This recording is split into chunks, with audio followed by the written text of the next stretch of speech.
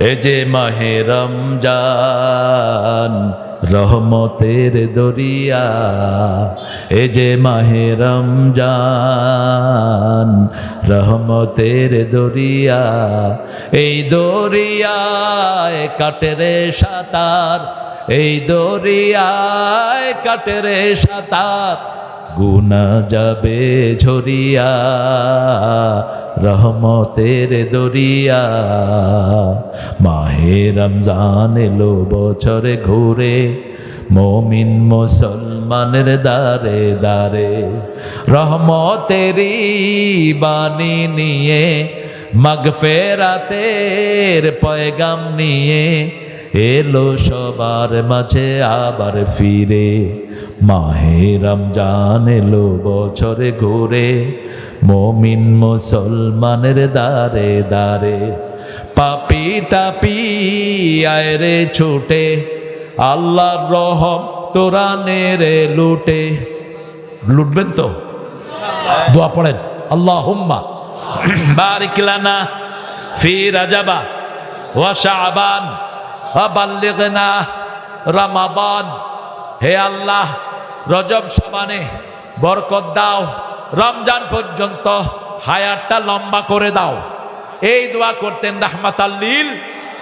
এই দোয়া যারা করবে, রমজান না পেলেও রমজানের সোয়াব দিবেন কে?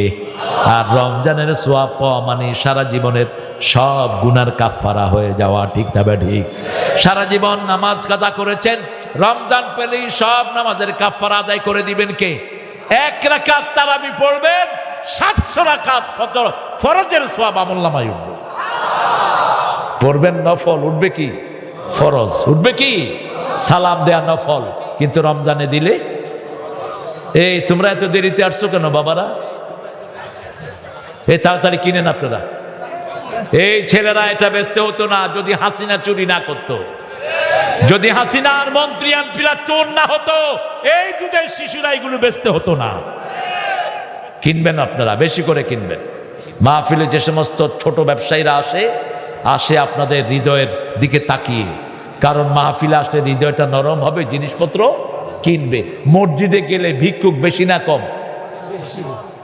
ভিক্ষুক বেশি, কারণ সেজদা দিলে মনটা নরম হবে, আল্লাহর রাস্তায় দান করবে।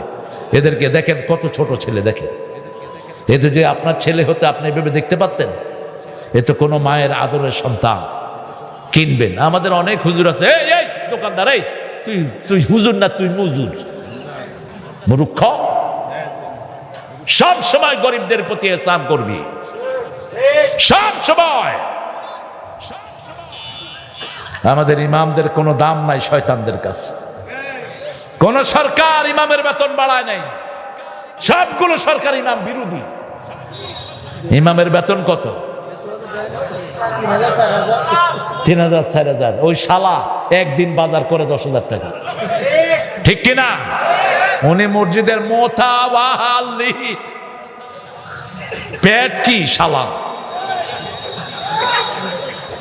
সুদীর বিরুদ্ধে ওয়াজ করলে ইমামের বিরুদ্ধে কথা বলে। আছে না এরকম ডাকাত? লাথি মেরে বের করে দাও মসজিদ থেকে এদের। নামাজ নাই, রোজা নাই।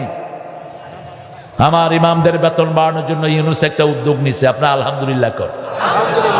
প্রথম উদ্যোগ, তাও এটার জন্য জামাত, চরমনাই, শশীরা, হেফাজত, ইসলাম আলারা, বিএনপি এদের অবদান আছে না নাই? এরা চেষ্টা করছে। ইফতেদায়ী টিচারদের একটা মঞ্জুরি হয়েছে, 50,000-এর বেশি এই টিচাররা দীর্ঘ 25 বছর কোনো পয়সা পায় নাই।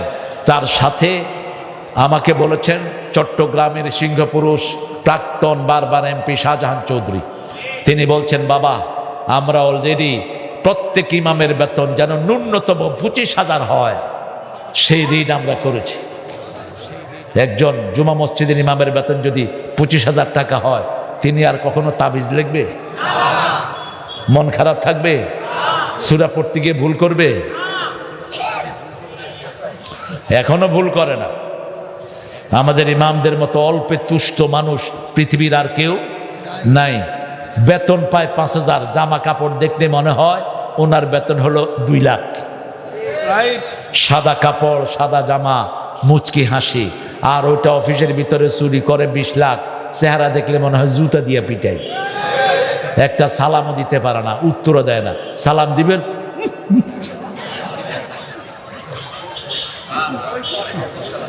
আমরা এখন আল্লাহর কাছে হাত তুলব। মোমেন হয়ে মরতে চান তো? 5 ওয়াক্ত নামাজ পড়বেন তো? বিবিরে পর্দায় রাখবেন তো? রমজানের রোজা পালন করবেন তো? বিবির মুখে খাওয়া তুলে দিবেন তো? আমাদের দেশের মেয়েদের মতো ভালো মেয়ে দুনিয়ার কোনো দেশে নাই। সৌদি আরবেও নাই। সৌদি আরবে মেয়েরা একদিন রাঁধে, জামাই আরেকদিন রাঁধে। আর বাংলাদেশে সারা বছর রাঁধে কে? এই যে লিটন বইয়া রয়েছে দেখেন, কয় পদ খাইছে জিগান। বরে দিয়া সকাল থেকে পাক ঘরে রাখছে। এই যে চিনেন আব্দুল ওহাব নজদি, অল্প সময়ের জন্য আমি বাসায় গেছি, বরে দিয়া 5-6 আইটেম রাঁধাইছে। বউদেরও কোনো ক্লান্তি নাই। যখন শুনে কোনো হুজুর আসতেছে, শেষ একটা হাদিস বলে ছেড়ে দিচ্ছি। এক সাহাবী, মহিলা সাহাবী রাসূলকে গিয়ে বলছে, ইয়া রাসূলুল্লাহ, আমার জামাই সবসময় মেহমান নিয়ে আসে, আমি খুব বিরক্ত। রাসূল বললেন, তোমার জামাইকে বলবা 2 দিন পরে আমি তোমার ঘরে আসতেছি। মেহমান হলেন কে? রাহমাতাল লিল।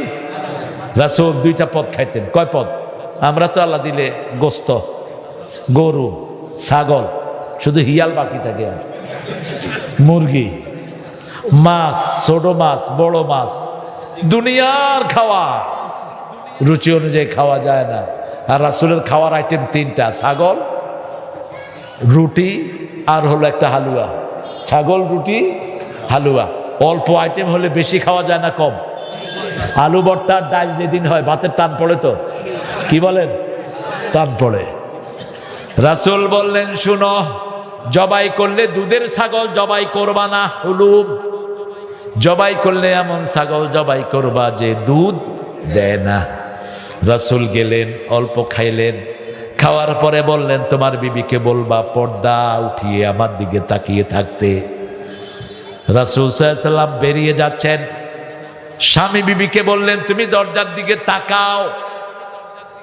মহিলা দেখলেন দরজা দিয়ে বেরোচ্ছে বিচ্ছু, সাপ, বিষাক্ত জানোয়ার রাসূলের পিছনে বেরিয়ে যাচ্ছে। এবার রাসূল জিজ্ঞেস করলেন, তোমার বিবিকে জিজ্ঞেস করো কিছু দেখেছে নাকি? বলছে, হ্যাঁ দেখেছে। কি দেখেছে? দেখেছে আপনার পিছনে বিষাক্ত প্রাণী বেরিয়ে যাচ্ছে, বিচ্ছু, সাপ বেরিয়ে যাচ্ছে। কয়, শুনো, তোমার বিবিকে বলে দিও প্রত্যেক মেহমান বরকত নিয়ে আসে। যে মেহমান কারো ঘরে আসে, মেহমানের সাথে ঘরের আযাবগুলো বিদায় হয়ে যায়। কি বিদায় হয়? আযাব আর গজব বিদায় হয়।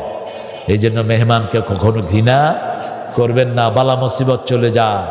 শুধু মুশরিকটাই বলে, ভাই খেয়ে আসছেন না, যে খাবেন। আজকে তো খাইলেন না, আরেকদিন ছাড়বো না কিন্তু। আমি তাদের এয়ারপোর্টে গিয়েছি, আমাকে একটা বিস্কুট দিয়ে বলতেছে সবটাই খেতে হবে কিন্তু। বিস্কুট কয়টা? 4 ঢং, কি কাপের তলা উঠানো, পোলাপানের কুলিও হবে না। আর মুসলমান যখন আতিথেয়তা করে, খাওয়ার কোনো অভাব। ঠিক আছে তো? ঠিক আছে, আল্লাহ কবুল করুন। এই হলো ইউনুস। কি নাম? ইউনুস। আমাদের ডাক্তার ইউনুস না, আমাদের ইউনুস আলাইহিস সালামের মতো আল্লাহ ওকে কবুল করুক। ডক্টর ইউনুস, তুমি যদি দাড়ি না রেখে যাও, নবী ইউনুস তোমারে ধরবে। তুই আমার নাম রেখে দাড়ি রাখলি দেখে।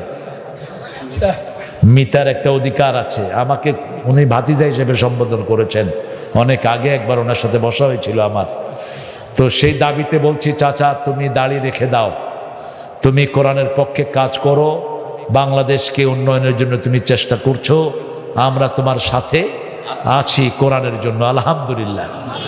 এমন বুদ্ধি তার। প্রথম আয়েশা কইছে কোরআনের মাহফিলের কোনো অনুমতির দরকার নাই, অনুমতির জন্য গেলে থানায় আটকায় রাখবেন, অনুমতির জন্য আইসত কেন। এরপরে যখন জাতীয় সঙ্গীত নিয়ে ঠেলাঠেলি হইলো, করলো যে সূরা ফাতিহার জাতীয় সঙ্গীত করে দাও। কথা একটা কয়া চুপ করে বয়া থাকে।